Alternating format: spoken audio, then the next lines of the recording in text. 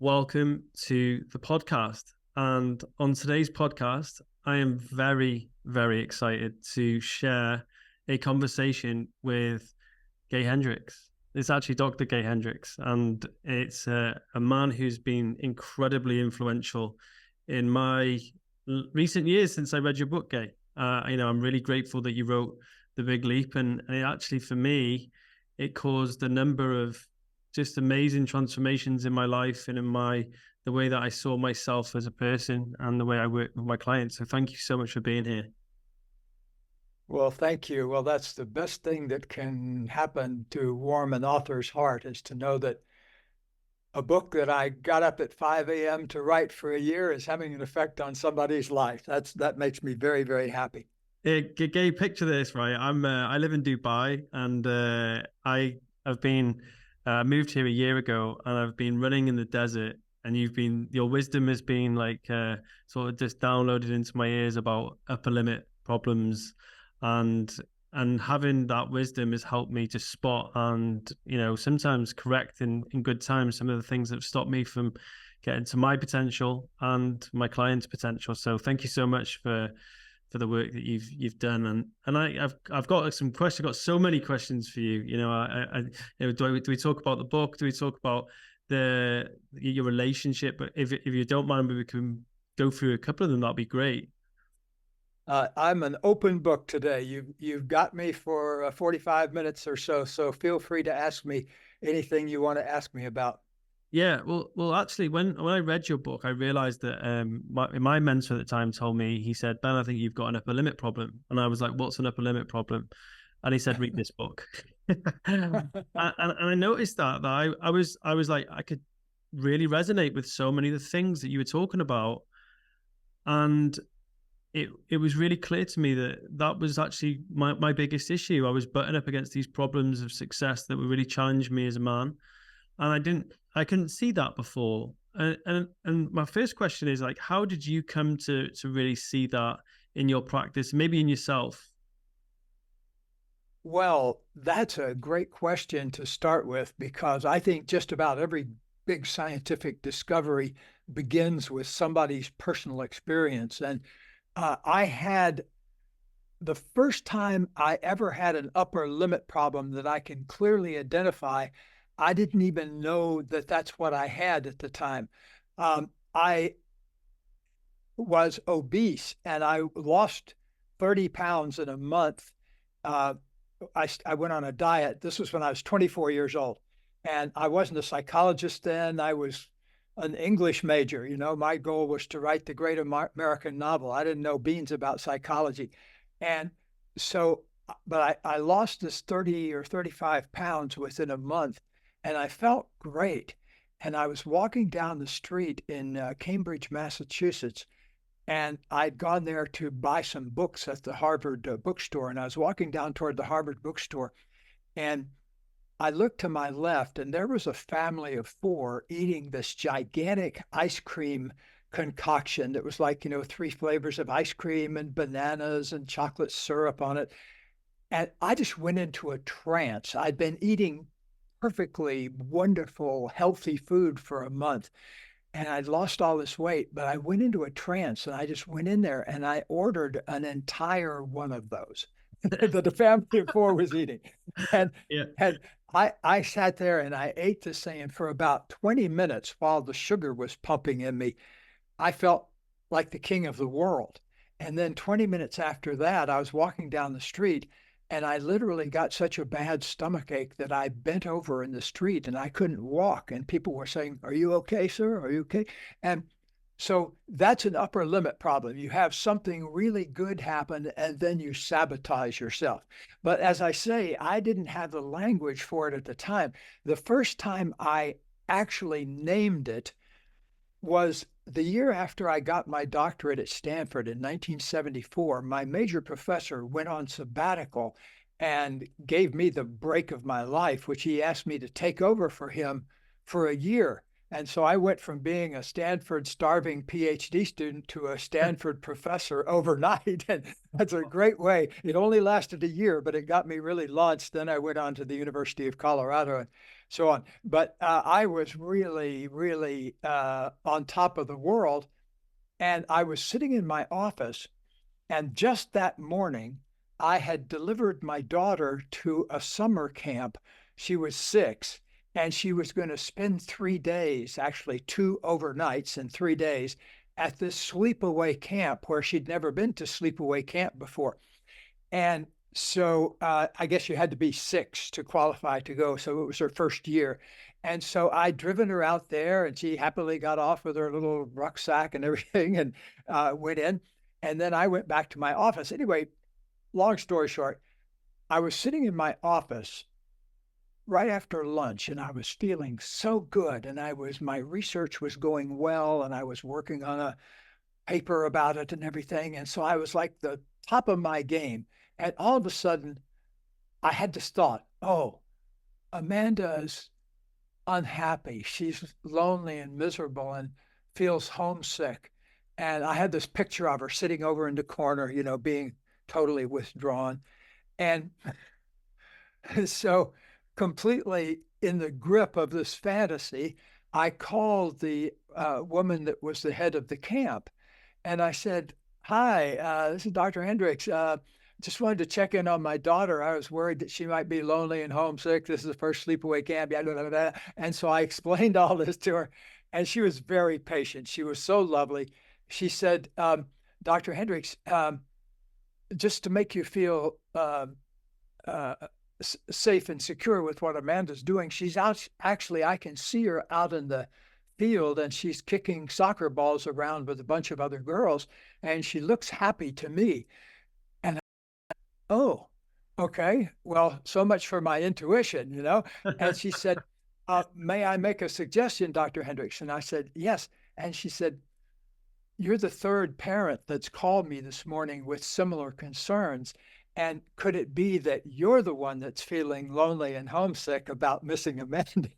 Wow. Wow.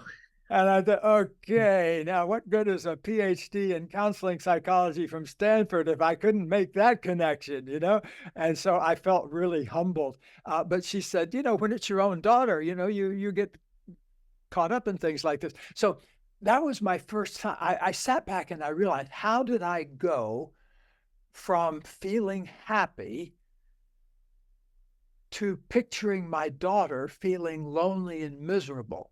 What was the mental emotional connection there? And that was the first time I named it. I said, wow, it's like I have an upper limit problem. I have an allergy to feeling good for any length of time. If I feel good, it triggers this old allergy and I come down with the symptoms of feeling unhappy. And then, of course, I'm going to project unhappiness onto Amanda. Wow, that was a moment of incredible liberation for me and insight, because I realized, oh, my thoughts, a good many of them, don't have to do with anything real. They're just stuff my body and mind manufactures out of a state of fear. And I saw a quote one time that's so true from Sophocles. He said, when you're scared, everything rustles.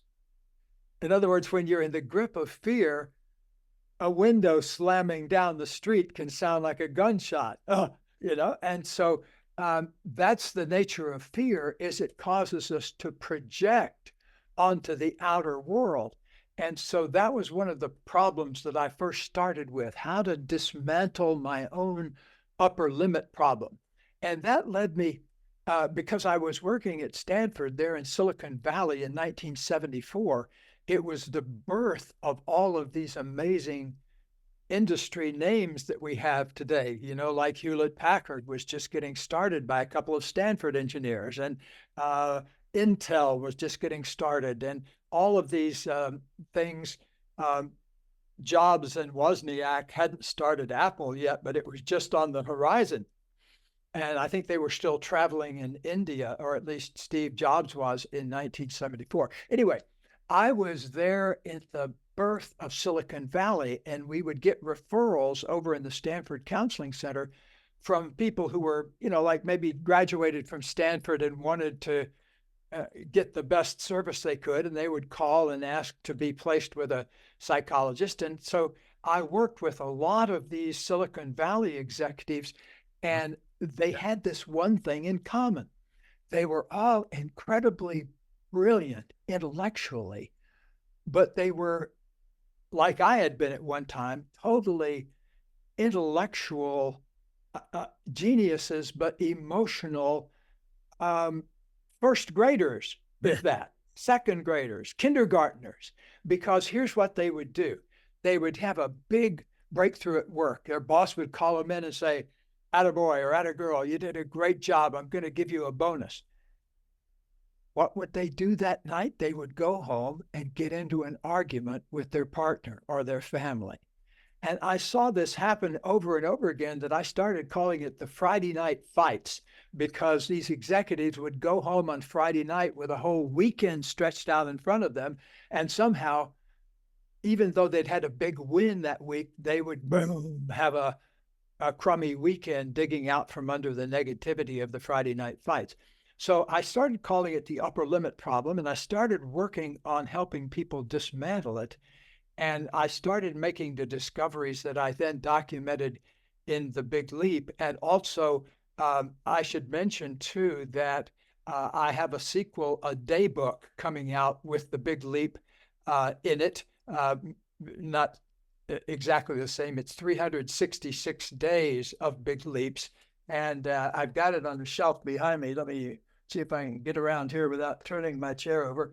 It's called Your Big Leap Year. Oh, And wow. it's, as you know, we're coming up on a big leap year. And so I want everybody to make this year. You don't have to start it on January 1st, though. Actually, the book is only coming out in February. And so, but you don't have, you start on day one and you just work through, even if you don't discover the book until August. So I highly encourage you to get that and break it down into something you can do every day, Wow. because Yeah, it's a lot about discipline. I'll be the first purchaser. I love the work. I love like the day book style as well. And actually, like that's something that you really put me onto, is like that, in this idea of this like inner enemy. I follow a lot of Phil Stutz's work, and Barry Michaels. Like they've been big influences on my career, and like something that I learned from them, which changed the way that I saw it, was like every person has a force for growth and a force for destruction. And the way that they explained it was like Newton's third law: every force has an equal and opposing force. And that kind of like leads me to my question, that it was quite interesting. Is it quite commonly high performers, A players, people that are most thwarted by the upper limit issues because they are pushing themselves forwards, or is it, do you think, everyone? Well, I think everyone that I've worked with has an upper limit problem. And I worked with, I've worked with juvenile delinquents, and I've worked with presidential hopefuls and rock stars and, Oscar winners. And I've also worked with troubled teenagers, widows, name it. I've worked now with more than 20,000 individuals, and I think about 1,500 executives. So I've seen it from all sorts of different angles. And let's put it this way: I haven't met anybody yet that doesn't struggle with upper limit problems. Even people that come to me sometimes, that are people who have written famous self-help books, and you think, oh, this person has got life totally figured out. But yet at the same time, they have the same relationship problems as everybody else, and the last thing their partner wants to hear in an argument is, wait a minute, you can't talk to me that way. I'm a famous self-help book writer. That won't get you very far in a argument over dinner. Actually, that's something I wanted to, because so what was really interesting is that I've read your work, and I've read, I've listened to the book many times, and then someone said, "Oh, by the way, Gay's on Instagram." I didn't even think to look for you on there, and I started looking at your Instagram, and then something that jumped out at me is like how loving and conscious you are as a man, and your relationship. I idolize that. Really like touched me. I was like, oh wow, that's it's such a it could. But my business is called the Awakened Man Project, and a large part of what we do is help men with their relationships. And what one of the things is like I observed is like there's so much happiness and love in your relationship. And is that something that you've always had, or is that something that you've created? Because I was like, that is such an inspiration for me as a man to see that level of love and compassion and kindness and openness in a relationship. Oh, thank you for asking that question. I appreciate that very much, because in 1979, that would have made me about 33 or 34 years old. I had a moment of enlightenment in the middle of a relationship argument with my former partner, whose name was Carol. And so now Katie and I, my wife Kathleen, Katie Hendricks, and I just celebrated our 43rd wedding anniversary. And we met in 1980. But in 1979, I was in the middle of an argument with Carol, and December 1979. And we were in the middle of this argument, and I don't know where it came from, but suddenly I had a flash of enlightenment. And I realized, oh, this is not our 500th argument over the past 4 or 5 years. We'd been in this relationship where we'd get together and then we'd break up and then we'd get back together, on, off, on, off. And we'd been running this drama for 4 or 5 years. And I suddenly realized this is not our 500th argument. This is our 500th run through of the same argument, that they always happened the same way. And that was like turning on the lights inside my mind. And so I realized they always begin with one of us hiding the truth about something. Like I will have done something, and Carol, she might say, hey, did you see that woman that you used to have a relationship with? Did you see her in class this week? Because she was also a graduate student of mine. And I would know, I had to say yes, but I knew it was going to be then down a long road, And so I would lie about it. Oh, no, she wasn't in class this week. And then, but that would never go. You can't lie to somebody and then get away with it, really. And so anyway, we would always, or I would say, Carol, is something wrong? You look like something's off. And she would say, nope, everything's fine. But then an hour later, she'd say, yeah, when you did ... it really pissed me off. And so, but it was never easy to get it out of each one of us. So anyway, I realized one of us stonewalls the truth and hides something inside.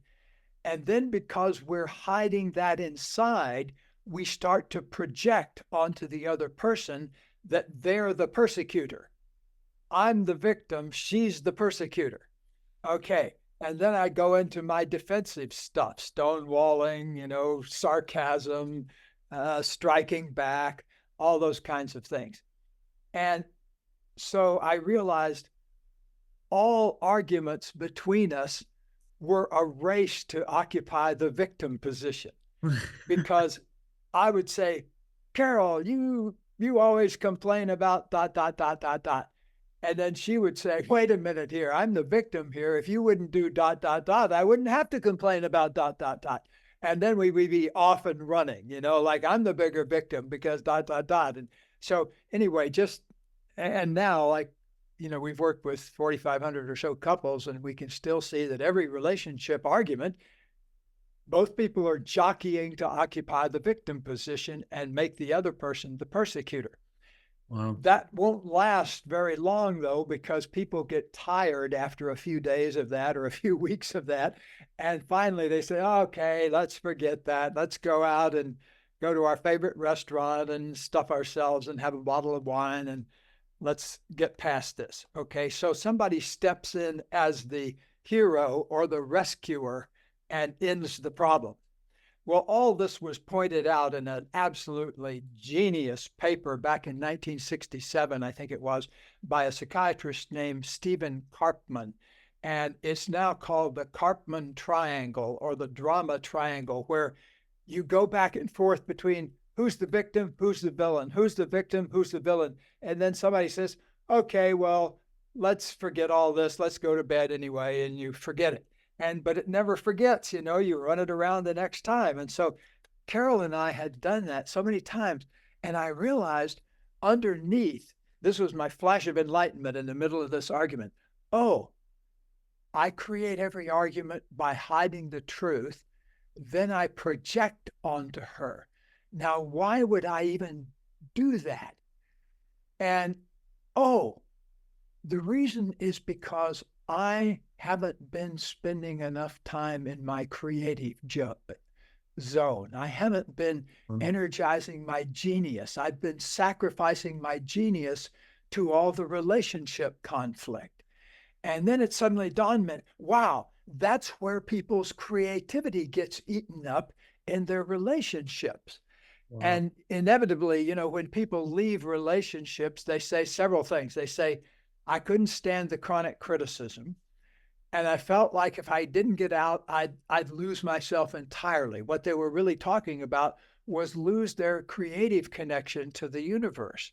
And so that was the missing piece for me that I realized, oh, most of the time we get into relationship arguments because we're selling out our creativity. We get addicted to the drama of relationship, and that eats up our creative energy. So whoosh, I don't know where it came from, but I had this insight in about 1/10 of a second. I imagine you've had these kind of bolts of enlightenment yourself, and I imagine everybody that's listening and watching has too. But this one really got to me, and I just blurted it out to Carol. I said, I just had the most amazing insight. And she said, what? And I said, and I explained it to her. I just realized that we create these arguments because we don't tell the truth to each other, and then we don't take responsibility. We get into blame and shame and criticism, and that eats up our creative energy. So the solution is really clear. Let's just commit to telling the truth, to taking responsibility instead of blame, and both of us make a major commitment to fulfilling our creative destiny. I mean, it just came out like that, Ben. And wow. My gosh, I expected her to jump up and down and say, wow, you've hit the Holy Grail. This is it. Let's do that. Let's have the relationship we've always dreamed of. Oh, boy, was I wrong, because she said, no, I'm not interested in that. And I was flabbergasted. Look, I've had 45 years to think about this, and I understand it now. But at the time, I was completely flabbergasted. If somebody had, I mean, this is a terrible example, but somebody said to Hitler, hey, look, instead of starting a war and invading some other country, let's just get together. We've got a lot of smart people in Germany. Let's get together and put a big unified Europe together where we're all, using German machines, but the French are really good at design and the Italians are really good at design. And so, let's all get together and do something unified that competes with the United States. I mean, that to me is a much better idea, isn't it? But people said no, or he said no. But I was flabbergasted that she said no. And I said, why? Why are you saying no? This is such a better idea. And this just sunk my heart, because frankly, I'd always suspected it, but I'd never heard her say it so clearly. What she said, I still have trouble believing it to this day. She said, I'm only interested in being in this relationship if we can both agree that you're the one that has the problem. Wow, that was stunning to me. And that effectively ended our relationship right there on the spot. And I said, I can't participate on those terms. I Yeah. always feel like I've got to be wrong in order to be in this relationship. And I can't stand that. I don't feel wrong, you know? And I want to take responsibility and I want somebody who'll do the same thing. And so anyway, I backed out and I listen to this. Um, I think I've written all this in my book, but if not, this is a very juicy story because I went over to my I lived in a little cottage on the back of the property where her larger house was. And sometimes I lived up there in the larger house, and sometimes I lived back in the little cottage. And so I went back to my little cottage and I sat down on the floor, which I do when I want to really think about something. I never sit in a chair. I always sit down in a cushion on the floor and I just, kind of meditate on it and think about it. And it took me about an hour. And I realized, okay, I can see why I would get into a relationship with somebody who thinks I'm wrong all the time. And the lights came on. I tell you, I was a very bad mistake when I was conceived. Some people, when a young woman comes running in and says, "Hey, everybody, I'm going to have your grandchild," everybody goes, "Yay," and they have a feast. That didn't happen in my case. I was born in a very inconvenient way for all concerned. And so, for a time, it really took a chunk out of my mother's life. And so from the very beginning of myself, I could see that whatever else she might have felt, there was this negative energy by a lot of people that was being beamed at me, because after a few months, it became obvious to everybody. And so to have all that negative energy beamed at me, no wonder I would go out and create a relationship with somebody that thought my very existence was wrong, because from the very beginning, my very existence was wrong. And that wasn't my idea. That was beamed into me by others, but I embodied it. So that was the thing that kind of the lights went on. I realized, oh, wait a minute, even in light of all that, I don't have to carry this pattern forward. I don't have to create that kind of relationship. And so I sat down on the floor of my little cottage and I came up with three big things. Number one, I want to create a relationship where both of us are committed to telling the truth. We're into revealing, not concealing. Number one. Number two, I want to be in a relationship where both of us take healthy responsibility instead of blame. Instead of, "Why are you making me miserable?" saying, of all the possible scenarios I could have dialed up, where would I get the idea to create this one? Like that kind of responsibility. How am I generating it? Not why am I the victim? So I wanted to take myself out of the victim position. Number three, I wanted a relationship where both of us were really committed to our creative process. Because I'm a writer, I go into a little room by myself every day for 2 to 3 hours. And I come out, I'm happy, then I'm fine with being with people. But unless I do my creative work, I don't feel good. And so I think everybody is a lot more creative than they give themselves credit for. So anyway, I want a relationship where both people are committed to their creativity. Well, here comes the juicy story.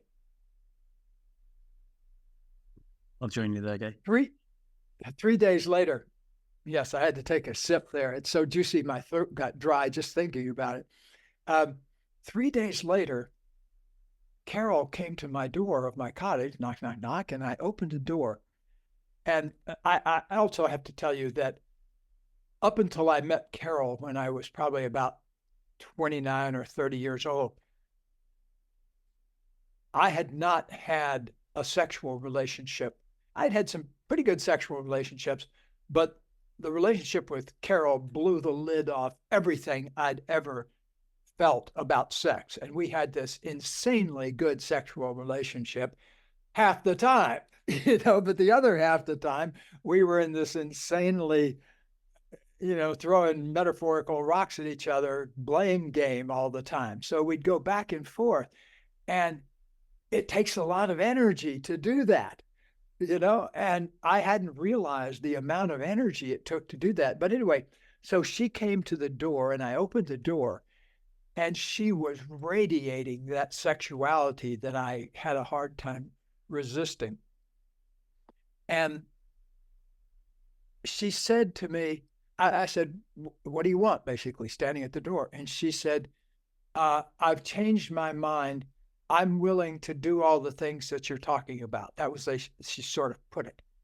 And the way she kind of said it, it didn't sound like she was very excited about it, and I said, you know, I said that you sound kind of matter of fact or even slightly down about that. That doesn't excite you. Is that what you really believe? And God bless her for being honest with me. She said, no, I don't believe that at all, but I'm willing to do anything to get you back. And that was like Muhammad Ali punched me in the gut when she said that. Oh my God, because I was this close to saying, come in, and dragging her into the bedroom. I was sort of in the grip of that. It was like the ice cream sundae story. I was in a trance. But somehow I said, oh God, well, I can't do that then. Oh. And so that was the beginning of the end there. But here was the thing. I went back and I sat back down and I did some more meditating on this. And I did something radical, Ben. I said, okay, this is what I want, this kind of new relationship, which I'd never had before. I didn't have any confidence it was real, but I want this kind of relationship, these three things. And if I can't have that, if I'm terminally damaged or if it's not in the cards or whatever, okay, I'm fine with being alone. I'll just go out with people and have a good time. But I promise you this, universe, I'm never going to settle for less. I'm never going into a relationship knowing it's not the one, but I'm just here for some good times. I'm not going to do that to myself anymore because I'd made that mistake with Carol and I just wasn't willing to trade off all my energy for good sex. And so I wanted great sex like everybody else, but I also wanted to have my integrity intact too. I wanted to have honesty, taking responsibility, and my creativity. So here's the magic payoff though. A month later, I walked into a room with about 50 or 60 people in it, and I was going to give an introductory talk about a workshop I was doing, and it was at a place where people were getting their PhDs in a form of counseling psychology called transpersonal psychology, which considered the spiritual element of things as well as the mental, emotional, and spiritual, physical. And so that was kind of my specialty. I was considered one of the leading transpersonal psychologists because I'd published in that area. So I walked in and I started to give my lecture, and this woman across the way from me, I was in a big circle with about 50 or 60 people. It was like she was lit up like a Christmas tree or something. She was so sparkly, energetically. And then when she opened her mouth, it was like the most beautiful sound came out, just the way she talked. And I said, gee, on the break, I gotta go talk to that woman. And it turned out she had a dual role there. She was getting her PhD, but she was also the dance movement therapy professor there, instructor, and she was working off her PhD by teaching there at the same time, and that she was a very successful private practitioner in the area of dance movement therapy. And she was just a couple of years younger than I am, but already had a successful private practice. So anyway, I gathered this intelligence by asking this person, who is this woman across the way? And they said, oh, her name is Kathleen. We call her Katie now, but and explained who she was. So during the break, I wanted to go over and talk to her, but she actually came over to ask me a question. And I started talking to her and I said, I would love to ask you out for a cup of coffee because I'm really feeling connected to you. But I want to tell you these three things that I'm interested in. I'm only interested in relationships where both people are absolutely honest. Both people are committed to taking healthy responsibility for themselves rather than blame, and both of them are committed to their creative path. On those terms, would you like to have a cup of coffee with me? That is And amazing. I love that. I absolutely love that. That's a bit, do you know what? I'm quite emotional actually, because that reminds me of mine and Poppy's conversation. I got married and divorced in a year. And me and Poppy, we had the same kind of conversations. It was very like, listen, if we're going to do this, it's very similar, like not those three things, but it was like, we're going to commit to each other. We're going to let each other flourish, and we're going to go all in. And I was like, that's amazing. oh, so no, to help me understand, are you saying that the relationship you're in with now is with who? Is with Poppy. Poppy? So, yeah. So Poppy. But yeah. you were before you got divorced from her? No, I was with so when in my 20s I had like Oh, you know, this is why your story resonated so much, is that I had this success arc in my 20s. I made money, I had a relationship, and then I sabotaged the relationship ultimately, but so you equally got married and divorced in a year. yeah. Well, that's fascinating because Carol and I had done that the year before. Oh, We okay. said we've got so many problems that the only way to fix them is to get married. And so Yeah. we got married and it didn't fix our problems. No, and then a month after I met Poppy. A month after I got divorced, the divorce came through, and then I met Poppy, and it was just like so sudden. And part of me was like, wow, this seems so sudden, but then equally, we've got a flourishing relationship, and we've committed to doing the work together. And I, thank you for sharing that, Gay. It's really serendipitous that I didn't know that story actually. I didn't know that story, and like hearing that has just given me so much insight into, because like I said, when I've watched your relationship on Instagram and stuff, I'm like, that is, well, I was, the new age sim of relationship goals, like really having that much conscious, open communication is, and we've worked a lot on the way that we communicate with each other, and yeah, Well, well, that's fantastic. I'm glad to hear that you and Poppy are thriving. I love that name, by the way. What a lovely name, Poppy. It makes me happy just saying it. Um, and so you two live out in Dubai together? yeah. So we left Wales. I lived in Wales in the UK, and we left this year as part of just an adventure. We went on an adventure together. We got two small children, a 3-year-old and a 1-year-old. And yeah, I just, I can be happy anywhere. I really am, like, I'm a happy man. I really enjoy my lot. And that was one of the things I really struggled with, was like, I want more success, and I don't need any more success to be happy. And that's like, I got to my kind of upper limit with that. With like, I didn't want for much. And a lot of the things that I realized is that every time I would try and push myself for success, I would equally sabotage. Even little things. And I noticed whilst reading your book is that I had a retreat where we work with men, we do deep work with them, do a lot of like anger release work, and I lost my voice just before I went and did that. Many times I've spoken on stage and my voice is just totally gone just the day before, like as in a mute. I can, it's like a 10% of my voice, and I can see that now as my upper limit is that that is definitely something. But that was the question I was like interested in, is like, I can see that, I can spot that, but how would you suggest that I would work on something like that? Well, the thing to understand is that underneath every upper limit problem is a limiting belief and the emotion of fear. Fear drives limiting beliefs, and limiting beliefs drive upper limit problems. Like, for example, a lot of people have a limiting belief that really is the dragon slayer of limiting beliefs. It goes like this: I don't deserve love, success, and the good things of life because fill in the blank, because I'm the wrong weight, or I'm the wrong gender, or I'm the wrong skin color, or I'm not smart enough. That a limiting belief is something that puts a lid on how far you'll let yourself go as far as opening up to positive energy. And so another one that's very common in people is what I call the fear of outshining. Like it's that I'm supposed to hang back and let other people have the light.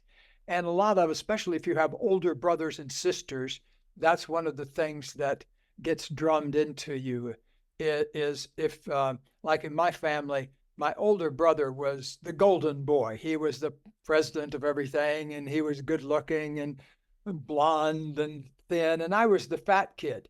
I was the only fat person in a family where everybody else was thin. And so uh, he occupied the golden boy, and I occupied well, he's the hero. I better be nothing left for me. I'm going to just be a fuck up, And so I did a fair amount of that when I was growing up. I was the Me I too. was the one that was always being compared unfavorably to my brother Mike. Like why can't you be like Mike is in that area? So, but anyway, that I kept that on into adulthood. But one day, like hopefully every other person in the world, you wake up from the trance of whatever you've been thinking in your life and realize, okay, I'm going to dedicate my life to opening up and having more of the good things of life, having more love, more positive energy, more abundance, and things begin to flow. In fact, that's what the Big Leap is really about. My book, The Big Leap, and the new book, Your Big Leap Year. It's taking those expansions of positive energy where you like the mantra I teach people is one of them is I expand my genius every day of my life. Another one is that I expand in love, creativity, and abundance as I inspire other people to do the same. To Yeah. me, that's living at its best, is when you're full of your own positive energy, you're doing what you love to do, and you're doing something that makes a contribution to other people. And that mantra, Gay, would you suggest like just like frequency, just like saying it, having it written places, writing it in your journal? Like how would you create the frequency with that to finish? Well, what I did in the beginning was I wrote it out. I have it in the Big Leap. I call it the ultimate success mantra or the universal success mantra. I wrote it everywhere. I put it on the dashboard of my car with, taped a sticky onto there. And everybody looks at the dashboard of their car, and I put it next to the thing that I looked at the most, which happened to be the clock. And so put it where you're going to look every time. Put it on the mirror if you shave. Put it on your shaving mirror. Uh, if you're a woman, stick it in your purse, so your hand goes past it every day. But yes, repetition. There's a funny old joke about somebody asked the policeman in New York, how do I get to Carnegie Hall? And the cop says, practice, practice, practice.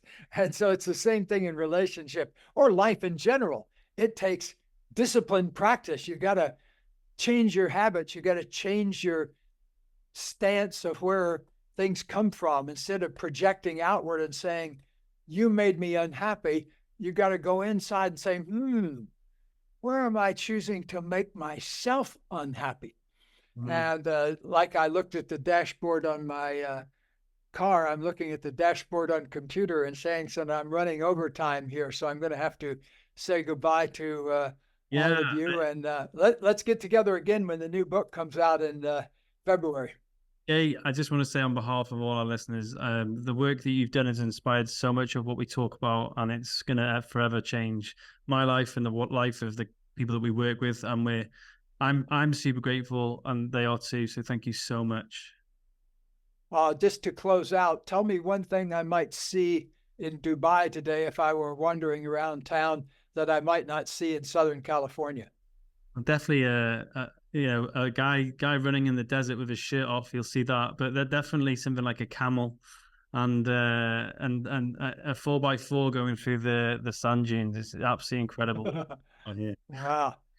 Well, I don't think I'm likely to see a camel today. I'm going to see plenty of 4x4s, but here everybody uses them to plow up and down the hazardous streets of Beverly Hills and places like that. All right. Well, blessings to you and to your audience. I'm glad to see another individual in their zone of genius, as you clearly are. So blessings to you, and I hope your work proliferates.